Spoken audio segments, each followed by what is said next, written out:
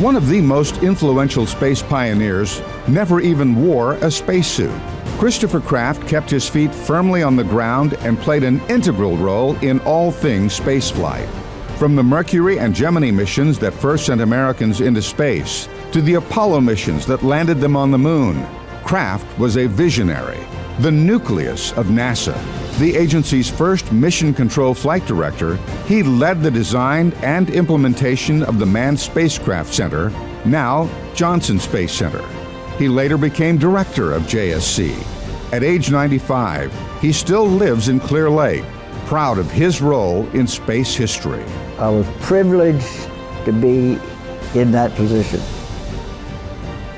Very privileged. I mean, who the hell was going to be flight director on the first space flight of first 7, actually more than that, 15 or so flights. I'm proud to carry the torch.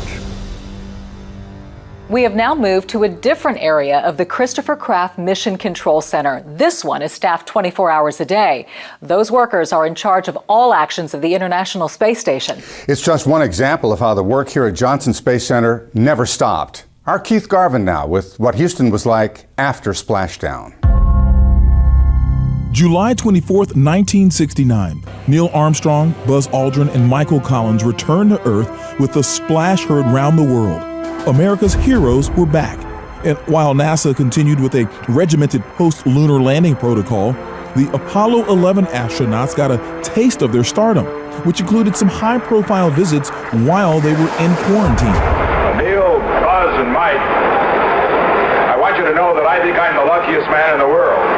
And I say this not only because I have the honor to be President of the United States, but particularly because I have the privilege of speaking for so many and welcoming you back. The world was over the moon, hungry for details about the first lunar landing. But while they were basking in the post-flight fame, all engines running, commit, liftoff. The space agency, Houstonians, got right back to business. We landed on the moon on Apollo 11, but the program didn't end there. We were to land again 5 more times. This is really a rock and roll ride, isn't it? 10 more men would feel the lunar surface under their feet, but in 1972, the program was canceled. Apollo 17 would be its last. A devastating blow to many Houston families, including astronaut Gerald Kars. He was slated to be the lunar module pilot for Apollo 19. I think there was a lot of disbelief because there was so much more we could do. And there was so much more that we'd planned to do. It was really hard after the Apollo program ended. Things got kind of quiet. That was the first time I think I understood or heard the word layoff. But manned space flights would continue with Skylab, NASA's first space station, basically a science lab in space. Skylab was really focused on trying to understand the long-term effects of zero gravity on the human body. So it was a program that had a number of live science experiments. Alan went on to fly on Skylab in 1973. He often said to me, you know, Skylab was harder than going to the moon because every day we had an experiment. On his particular flight, it was the study of man's body, how it reacted to space. Skylab would be Kars' chance to go to space and make his family proud. Well, I was 15 years old when my dad flew on Skylab 4, and I was old enough to really understand what was going on. And I was in high school at the time, and just really am grateful that I was of an age when he flew that I could really understand and appreciate, follow along, and be part of it. That would be the final manned trip to Skylab. We've gone for main engine start. We have. Next came the shuttle, a majestic era of spaceflight that would last 30 years. I can remember sitting on my living room floor in Austin, Texas as a senior at UT, watching the space shuttle, STS-1, landing on a runway. And it was the most amazing thing I'd ever seen. I was like, wow, things have really changed. The space shuttle was a great vehicle, a very flexible vehicle, and it gave us the capability to do construction in Earth orbit.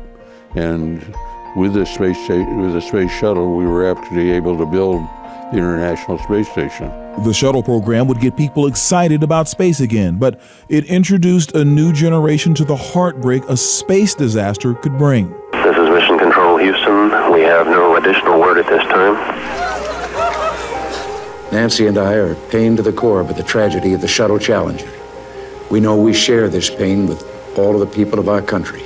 That was the first time that I had any fear, because all of a sudden I put myself in the kids of those guys that flew, because I would have been the same age as they had.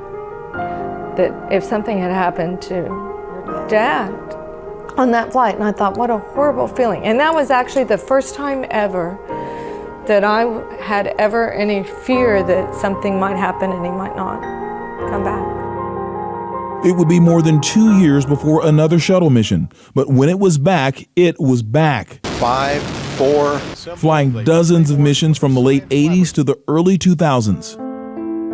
Until another space catastrophe, Columbia. Just 16 minutes before landing in Florida, the spaceship broke up in the skies over Texas. It sent charred shuttle pieces raining down over Nacogdoches and other parts of East Texas. But the shuttle program would continue into the next decade until July of 2011. And liftoff, the final liftoff of Atlantis. A nighttime landing closing this chapter. Having fired the imagination of a generation, a ship like no other, its place in history secured, the space shuttle pulls into port for the last time. With the termination of the shuttle program came the end of manned spaceflight launches from American soil. Astronauts now leave Earth with cosmonauts aboard the Soyuz launched from Kazakhstan. But future U.S. launches are in reach, so stay tuned. Still ahead, the future of space exploration. The purpose of the space program is to find another place to live. Where the space pioneers of the past think we should go next. On clicktohouston.com right now, a member of the next generation of spaceflight, launching into space on the 50th anniversary of the moon landing. Especially exciting because we have the honor of commemorating this great historical event. And when Drew Morgan blasts off on Saturday, he'll have a cheering section in Friendswood. It's kind of off the charts exciting that, we're all going to kind of just gather in the street in a few days and we're going to watch like a buddy, a close friend of ours, shoot into space. That story and more on clicktohouston.com/Apollo.